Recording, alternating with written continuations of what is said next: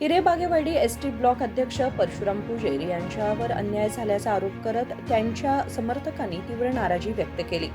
बेळगाव ग्रामीण मतदारसंघातील Hirebagewadi ST block अध्यक्ष म्हणून कार्यरत असलेल्या परशुराम यांनी सलग 8 वर्षे ग्रामीण मतदारसंघात निस्वार्थपणे सेवा केली.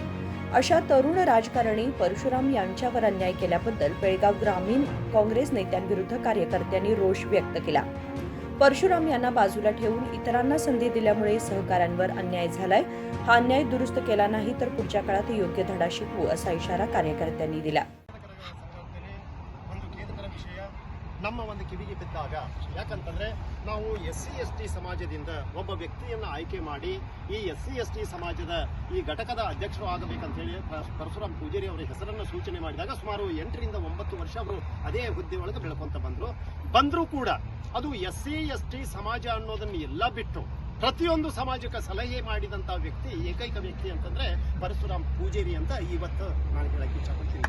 ಆದರೆ ಯಾವ ಒಂದು ದುರುದ್ದೇಶ ಆಯಿತೋ ಇದ್ರೊಳಗೆ ನನಗೇನು ಗೊತ್ತಾಗ್ತಾ ಇಲ್ಲ. ಯಾಕಂತಂದ್ರೆ ಸುಮಾರು ಬೆಳಗಾವಿ ಬಿಡ್ರಿ, ಸುಮಾರು ಹೊಣಗಾದಿಂದ ಯಮಕೆ ಹುಬ್ಬಳ್ಳಿವರೆಗೆ ಎಲ್ಲೇ ಆಕ್ಸಿಡೆಂಟ್ ಆಗೈತಿ ಅಂತಂದ್ರೆ ಅಲ್ಲಿ ಪ್ರಪ್ರಥಮವಾಗಿ ಪೊಲೀಸರಿಗಿಂತ ಮೊದಲನೇ ಇರುವಂತಹ ವ್ಯಕ್ತಿಯೇ ಪರಶುರಾಮ್ ಪೂಜಾರಿ ಅನ್ನುವಂತ ಮಾತನ್ನ ಇವತ್ತು ತಮ್ಮೆಲ್ಲರಿಗೂ ಹೇಳಕ್ಕೆ ನಾನು ಇಷ್ಟಪಡ್ತೀನಿ. ಯಾಕಂತಂದ್ರೆ ಸುಮಾರು ನನಗೆ ಅವರಿಗೆ ಪರಿಚಯ ಆಗಿ ಒಂದು 5 ರಿಂದ 6 ವರ್ಷ ಆಯ್ತು. ಆ ಹಿಂದೆ ಒಂದು 2-3 ವರ್ಷ ಆ ಪಿರಿಯಡಿನೊಳಗೆ ಅವರು ಮುಂದುವರೆದಿದ್ರು.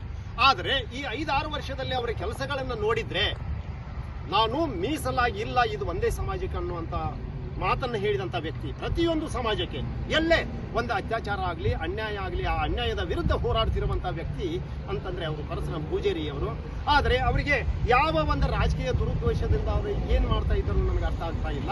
ಯಾಕಂತಂದ್ರೆ ನಿನ್ನೆ ಬಹಳ ನನ್ನ ಮನಸ್ಸಿಗೆ ಕೆಟ್ಟಾಗಿ ಈ ಒಂದು ಯುವಕರ ಪಡೆಗೆ ನಾನು ಫೋನ್ ಹಚ್ಚಿದಾಗ ಸುಮಾರು ಈ ಒಂದು ನಂದು ಬರೋದು ಲೇಟ್ ಆಯ್ತು. ಸುಮಾರು ಇದ್ರೊಳಗೆ ಒಂದು 100 ಜನ ಹೊಳ್ಳಿ ಹೋಗಿದ್ದಾರೆ. ಯಾಕಂದ್ರೆ ನಾನು ಹೇಳಿದ್ದವರಿಗೆ 2 ಗಂಟೆಯಿಂದ 2:30 ಬರ್ತೇನೆ ಅಂತ ಹೇಳಿ ನಾನು ಸ್ವಲ್ಪ ಲೇಟ್ ಮಾಡಿ ಬಂದೆ. ಅದಕ್ಕಾಗಿ ದಯವಿಟ್ಟು ನೀವು ನನ್ನನ್ನು ಕ್ಷಮಿಸಬೇಕಂತ ಹೇಳಿ ಮೊದಲಿಗೆ ನಿಮ್ಮನ್ನು ಕೇಳಿಕೊಂಡು ಮಾತನ್ನು ಮುಂದುವರಿಸ್ತಾ ಇದ್ದೇನೆ.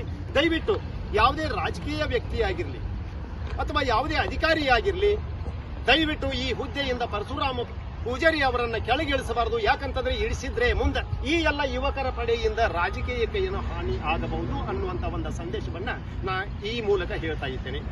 ಧನ್ಯವಾದ. राजशेखर हिरेमठ, KMM मराठी, बेळगाव.